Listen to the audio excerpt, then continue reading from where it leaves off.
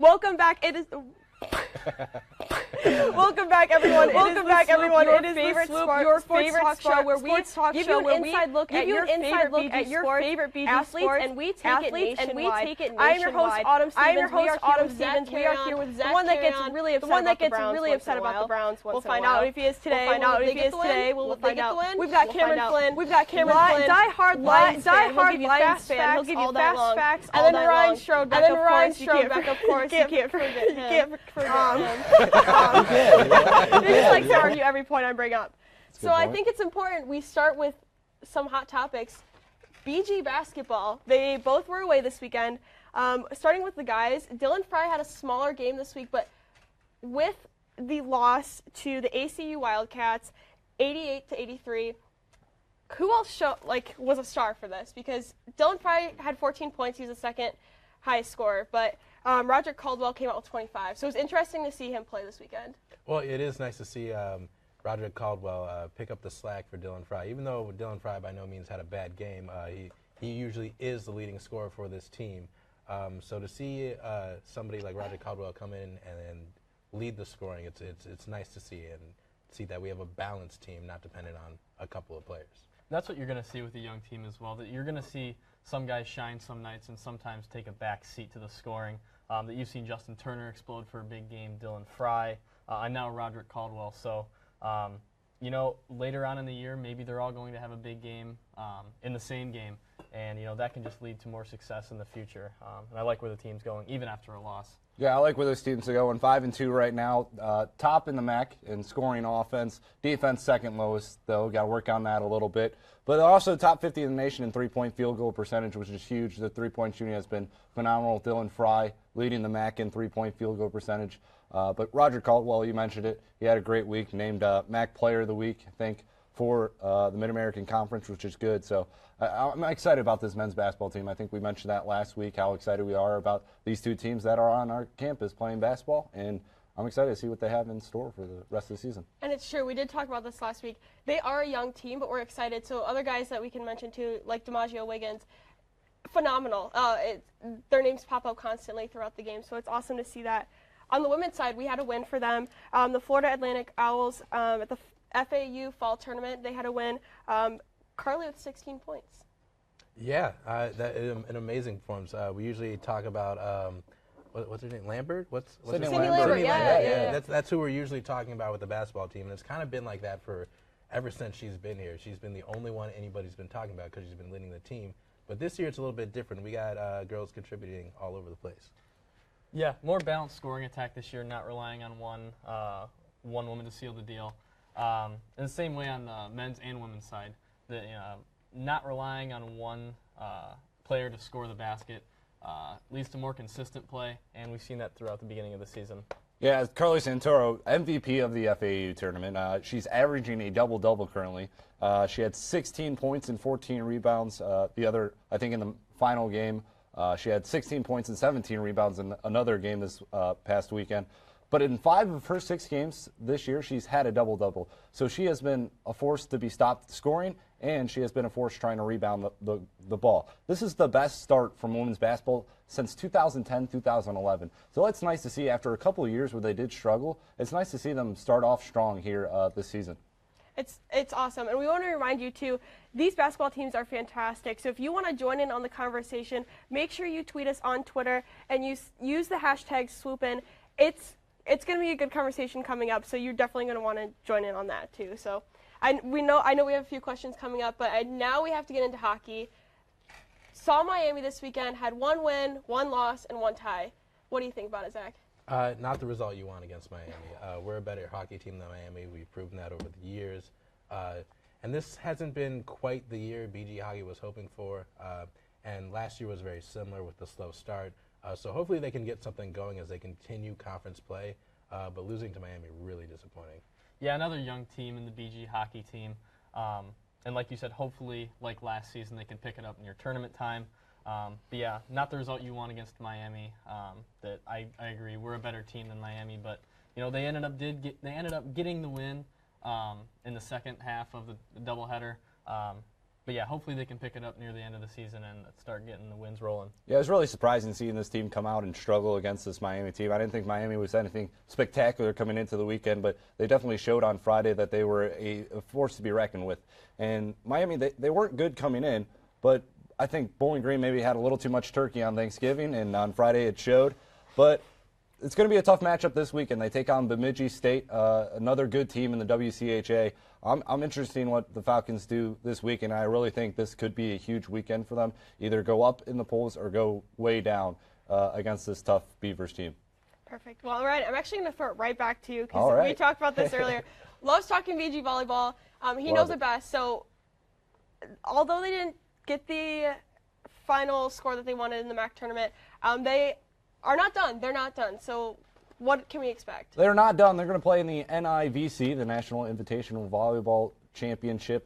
They got their seeding on Sunday. They'll be at Green Bay. They'll play the host team, Green Bay, in Green Bay. So that's a lot of Green Bays right there for you. But if they win that, they'll go on to face the IUPUI or Illinois State. And interesting to note, if they face Illinois State, that'll be the top two diggers in the nation. And Callie Simon and Courtney Pence, which will be an interesting matchup. But Green Bay on Thursday, they're 15-15. They lost to Cleveland State in the Horizon League Championship. So they're no slouch of a team, but I expect Bowling Green to come out with a lot of firepower, come out against, I think, a weaker Green Bay team, win that one, go on to face, I would imagine Illinois State would get the victory over UEPUI, as I like to call them. But so it's interesting to see. I think this Falcon team is very good. How far they go is going to be dependent on how well they rely on their young talent, which they only have one senior in Nicole Slimko. It's nice to see her season keep alive, and Callie Simon has been dominant for BG volleyball as well. So I'm interested to see how far they do go in this tournament. I think they can make quite a run.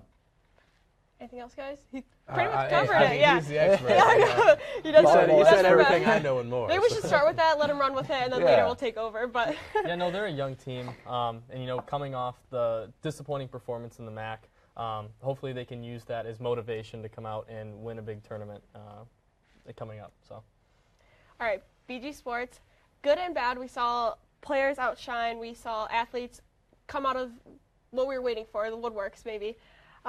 But going to a big topic, I know Ryan and I were kind of discussing it earlier.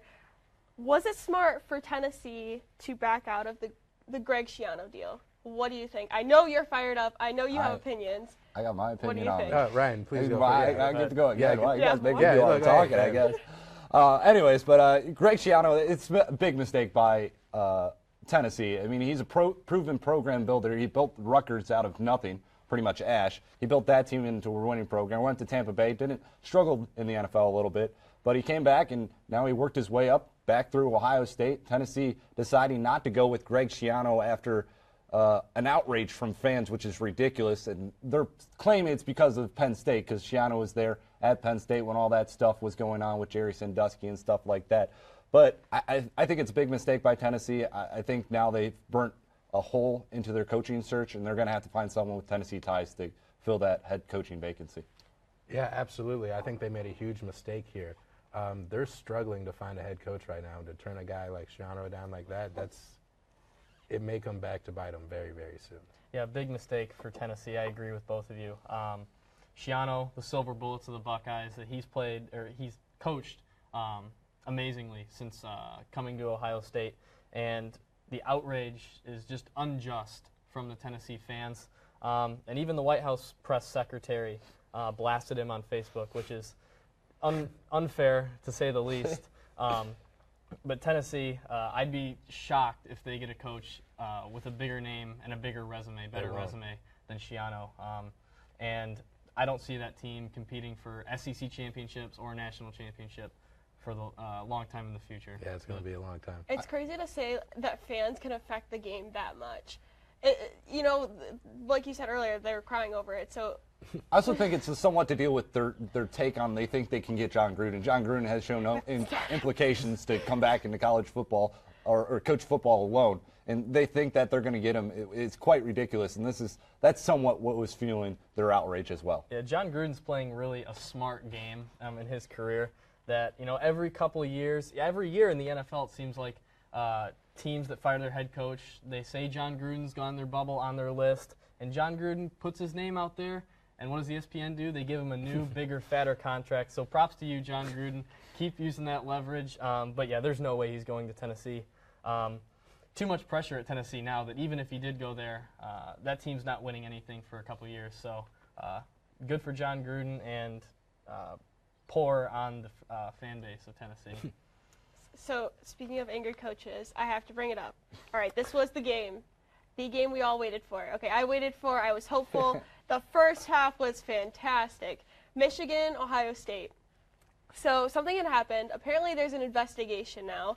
Urban Meyer says there's an investigation on the incident with JT Barrett. He was warming up. Media was on the sidelines. Urban said it himself. There was a ton of people on the sidelines. And JT Barrett was hurt. He already had a bad knee, but we know that if you're an athlete, a bum knee can be hurt anyway. A broken floorboard, a rock on the ground, your knee could you're done.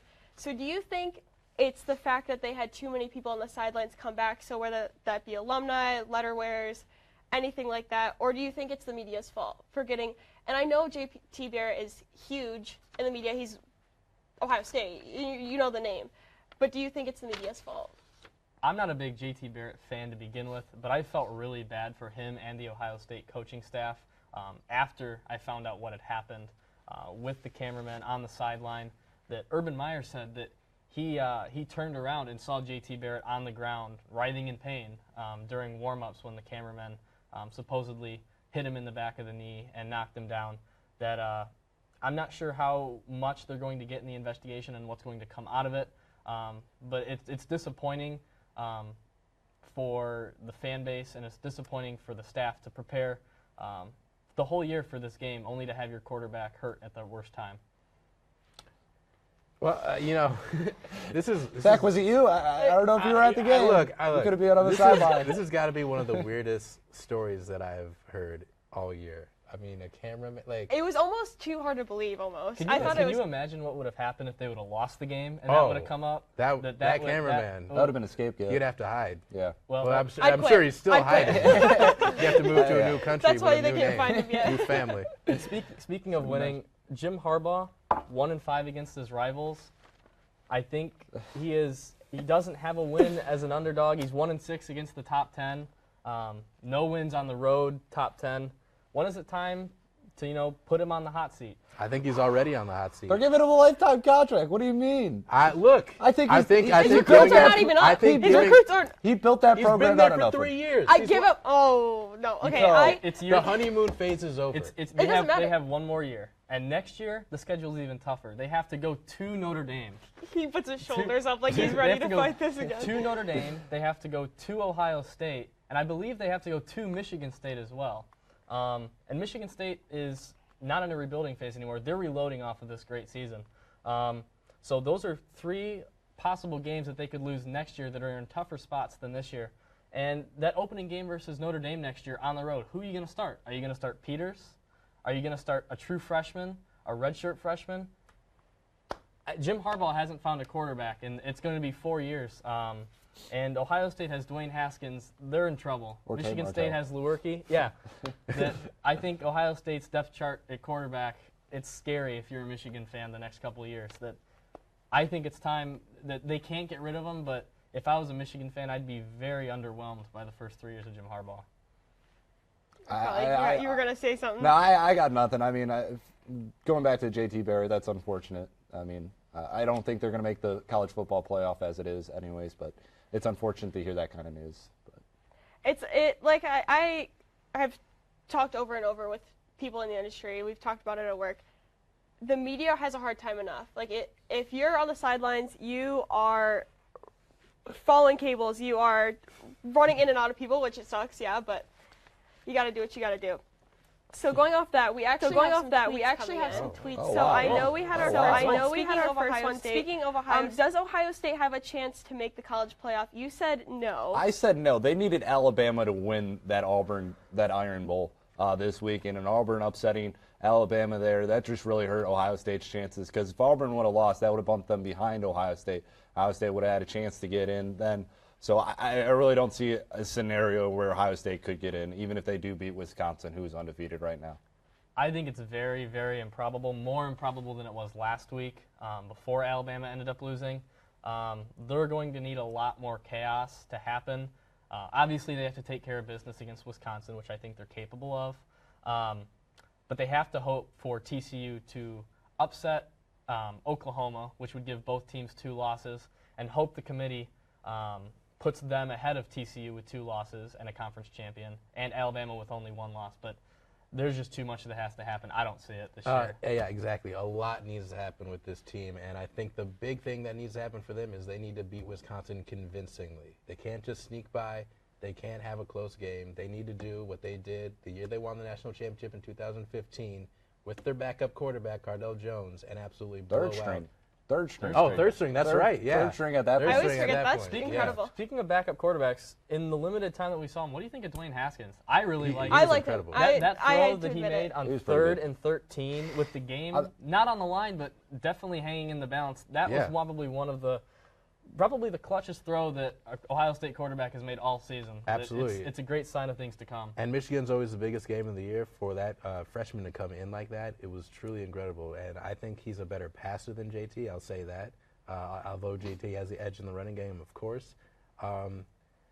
I wouldn't be disappointed to see him start against Wisconsin. As bad as it was, and as bad as this is, I felt obviously bad for JT Barrett going down with the injury, but I didn't feel uncomfortable with Haskins coming into the game. I almost felt more comfortable with him leading the offense, that he made a couple great throws on the run to slants and crossing routes that JT Barrett seemingly hasn't made the past few weeks, ever since Iowa dismantled them.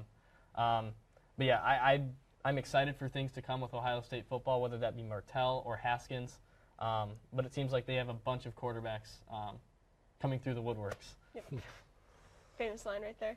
You got anything over there, I Mr. got nothing Silent? else. You guys took it all. That's unfair. You I'll guys just took say it all. I'll take it. quarterbacks win the games, they win championships, and Michigan does not have one. So it's Teams going win to be a championships. long- Teams win championships, Zach. I'm going to say, O'Korn took a hit. I don't know if you guys saw his interview on social media or anything. He was in tears. I feel bad for the kid. I do. And despite Ohio State played a great game. They are a second half team. They came out after trailing in the first half, coming out the second half with what, 3rd string you said, correct? He was Dwayne second. Haskins. He was second. Sorry, my bad. But incredible job. But O'Korn just, it's jokes all around. And I've done it. I've blamed myself. I've said a few too. So maybe we'll figure it out. But going off of that, since Ohio State you don't think will make the playoffs, I agree with that. But who is your top 4? So Ryan, we'll start with you. Oh, top 4. I'm ready for this. So top 4 is obviously going to be Clemson, Oklahoma. I'm putting Wisconsin at number 3 right now just because they're undefeated. Obviously, that all depends on how they do against Ohio State. Wisconsin really hasn't played anybody this year, so it's going to be interesting. They'll play against one of their first real competition of the year. And then Auburn, number 4, obviously, after they beat Alabama. My first 2 out are going to be Alabama and Georgia. And the SEC game, I think, could decide if they get 2 players into the college football, actually. I think SEC has a good chance. I agree with for the most part. I think Auburn is the most complete team in college football. Now, after their 2 losses early in the season, no one can block their defensive line. That between them and Ohio State, their defensive front 7 is absolutely unstoppable.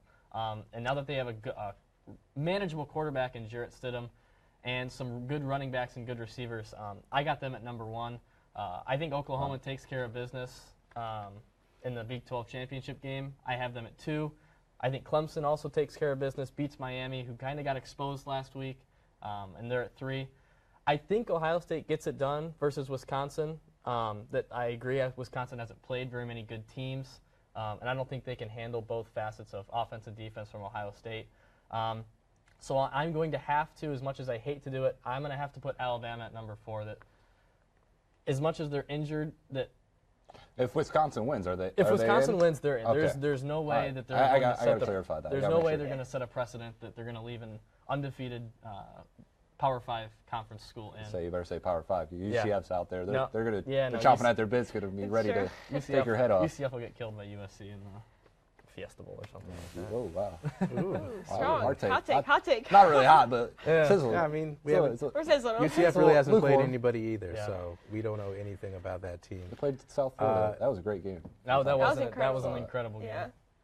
Sorry, go ahead. Yeah, I'm gonna do my top 4 right You're now. allowed now. No, You're you're- allowed. Yeah. Sorry. My number 1, the Oklahoma Sooners. Wow. I don't think anybody in college football is playing better than them right now. They're absolutely dominating teams. I love to watch them play. So they are my number 1. Number 2, I'd say Clemson, solid number 2. And then 3 and 4, that's where things get a little confusing because I think there's about 3 more teams that can slide into those last 2 spots, being Alabama, Auburn, and Wisconsin. And I don't know if Auburn can make it in. Wow. If you If were they- watching the what if Alabama they win game, the SEC Yeah, if they win championship? Well, the they're- SEC championship? well, if they win the SEC championship, let them in. Okay. But I don't Let think 'em in. Thank you. I guess we don't. just I don't don't think know. they will. You know, okay. I don't think they will. Okay. Their best player, Kerryon Jones, went down against Alabama, That's true. and we don't know his status yet. But if they're going into that championship game without him, I don't feel confident that Auburn can win that. That's why I would say they're questionable to make it into the playoffs. What about Georgia? They're going that. I would count. if I Auburn would doesn't count. win- But if Auburn doesn't win the SEC championship, Georgia does. Does Georgia get the nod? I would say Georgia. I don't trust. I don't. Jake I Fromm don't in the know big who would game. come out. That freshman Jake Fromm at quarterback. I don't. Alabama. They're not the champion. They were crying. they were have one crying loss. last They year have that you one sh- loss. They were crying last year that you need to win a championship. You're gonna again, let and here they Alabama. are without a championship. You're gonna to kick their Alabama resume. out of the playoffs when Auburn has 2 losses. Yes, because they're a champion and they beat Alabama. They still have more losses. It doesn't matter. They beat the Alabama team lost that- 1 game all year. Yeah, because that was their first real competition of the year. I don't disagree with either point. You have to Sweet. take a side. That's not fair. No, I'm kidding. I don't disagree with either point. Alabama hasn't played anybody all year, but then again, their only loss is to a top 4 Auburn team. And I That's don't. supposedly playing the best football right now. I think they are. That they showed against Alabama and Nick Saban's defense that they can put up points and they can also stop Alabama's rushing game with Bo Scarborough and Jalen Hurts. So it's going to be interesting to see what happens in the SEC championship game. I think that game decides who goes in the SEC, obviously, and the ACC championship game between Clemson and Miami also decides who goes between Miami and Clemson. And I don't think anybody's giving Miami a chance. Not that they deserve one, because they kind of got humiliated last week. But, you know, they've been a little inconsistent all year, barely beating teams. No, they did have a big win against Notre Dame, but, you know, we'll see. If they win barely, do they get Maybe snubbed for Clemson, they're Alabama? in for you?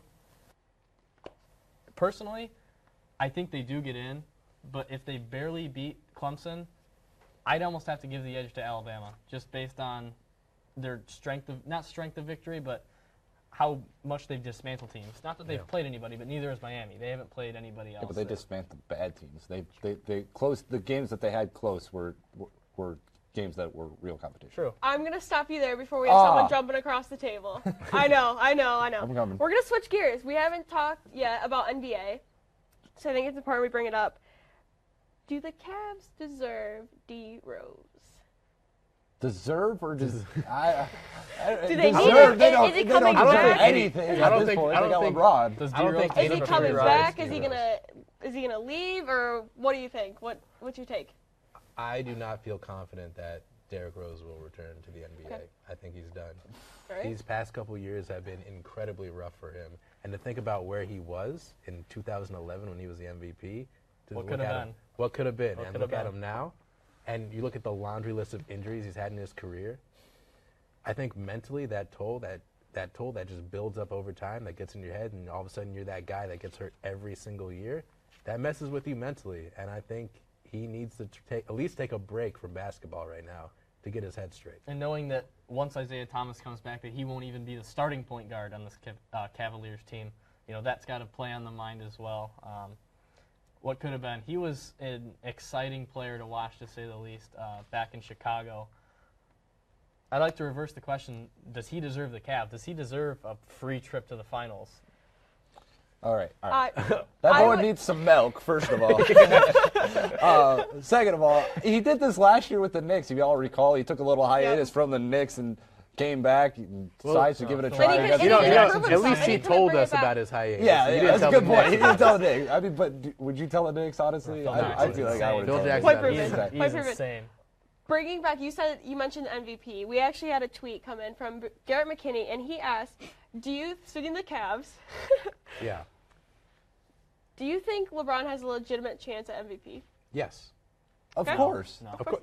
Whoa. Okay. He is the all right. no. Listen. I'm listening. He but is- I'm not I'm gonna ready read He for it. this. is the best player in basketball. He has Okay. been for every single year that he's played in the NBA. Sure. He has no chance at MVP because it's a common narrative.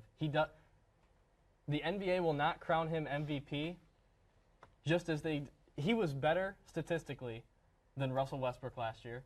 He was better than Derrick Rose when he won it. The NBA just can't. It's the same thing as Michael Jordan. They can't crown him MVP every year. They can't crown LeBron James MVP every year, or else it looks bad on their part. They want new faces. He is the best player in the league, and I still don't even think it's close. KD's up there. Giannis is getting there. He still doesn't have a jump shot, but LeBron is the best player in the league, year 15. I don't think he'll win MVP just based on the fact that his name's LeBron James.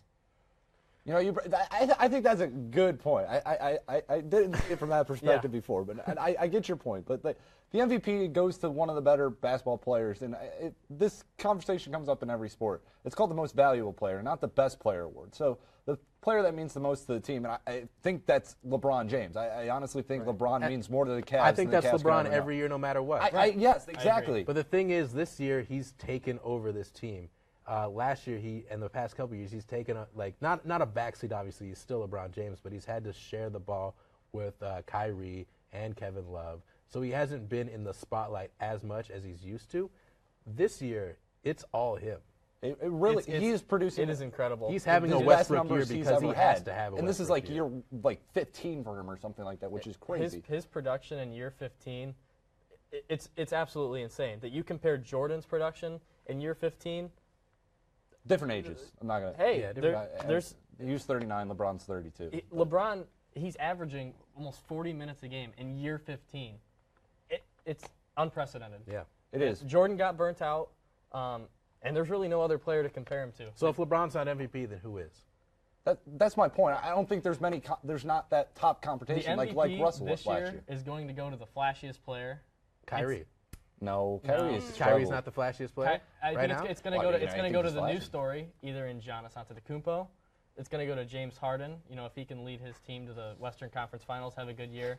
It's going to be the same story as Russell Westbrook. That his team gets bounced in the playoffs last year. I know playoff stats don't matter, but you can't get away with shooting less than 40% from three for the rest of your life. And LeBron James is just getting better and better. So he deserves to win MVP every year that he stays in the league until you see that decline, but it hasn't happened yet. So he's MVP every year. NBA just won't name Let's him. just give it to J.R. Smith and call it a deal. Open shots are boring. So, last quick point. I want to get the last thoughts. We're Okay. bringing it back to BG. You got two seconds per each person. James Morgan has announced that he is now released. He released a statement on Twitter. Where is he headed? Where is he transferring to? I don't even think he knows, honestly. He could go. Going to Michigan. Need a quarterback. Wow. Good luck. Oh, hey. That's a far shot right there. Oh yeah. I think this year definitely hurt him. Hey, if he wanted to transfer after last season, he could have gone to a great Division I school. After this year, who knows where he might be Best going. of luck, but yeah. Somewhere in the best of MAC, luck. Well, somewhere. it's interesting situation. So he's technically graduating this spring, so he's going to transfer as a graduate assistant, or not graduate assistant, graduate player. So that means he can go to any D1 school and play right away because he doesn't have to wait that waiting period. And he still has 2 years of eligibility. Now, he was recruited out of Ball State, Southern Illinois, Eastern Michigan, if I stand corrected. He was recruited out of there. I'd see him going to a lower D1 school, somewhat similar to Bowling Green. I don't think James Morgan is a bad quarterback. I think the system hurt him a little bit, and I just never think he got his feet going this season, which really didn't really have confidence. He said it himself. He's thankful for the opportunity, and he's ready to take his talent somewhere else and see if he can grow in his position at another school. I wish him the Do we best have of time luck. for a Wait, couple best few of luck to predictions or him. no? I don't think we have time this week, Get him but next stay week. tuned. Darn. Next, we are actually. This is it for the semester. We thank everyone for tuning in this week and last week if you tuned into that. But after winter break, we are coming in hot, so stay warm this winter break. Thank you for joining us. It is a Swoop. I am your host, Autumn Stevens. We've got Zach Carrion, Cameron Flynn, and Ryan Strodbeck. Hashtag Have a stay great blessed. night. Go Browns. Have a great week.